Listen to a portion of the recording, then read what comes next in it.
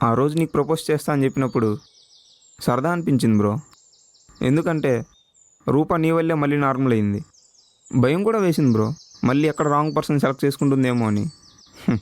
కానీ తననే రాంగ్ అనే పర్సన్ సెలెక్ట్ చేసుకుందని ఇప్పుడే అర్థమైంది. ఆ రాహుల్ ఇప్పుడు కూడా రూపాతో ఎలా మాట్లాడతాడు తెలుసా బ్రో? రూమ్లో ఎవ్వరు లేరు, ఒక్కసారి రావచ్చు కదా. రాహుల్ నీకేమైనా పిచ్చా? నాకెందుకు కాల్ చేస్తున్నావు? నువ్వు చేసిన పనికి వేరే అమ్మాయి అయితే చంపేసి ఉండేది. నేను కాబట్టి సైలెంట్ గా ఉన్నా.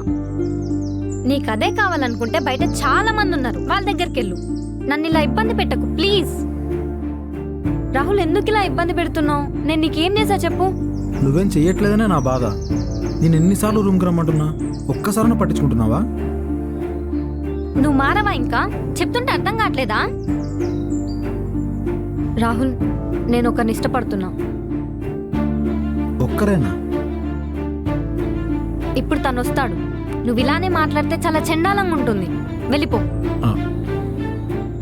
సరే, తను వచ్చేలోపు అలా పక్కెళ్దాము. ఛీ! ఇప్పుడు చెప్పండి బ్రో, రూప ఎక్కడ కలిసినా లేదా ఫోన్ చేసి పక్కకి వెళ్దాంరా, రూమ్కి వెళ్దాంరా అని అడుగుతున్నాడు. మరి వెళ్ళమంటావా బ్రో?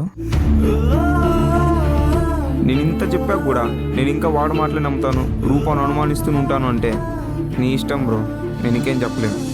వస్తా.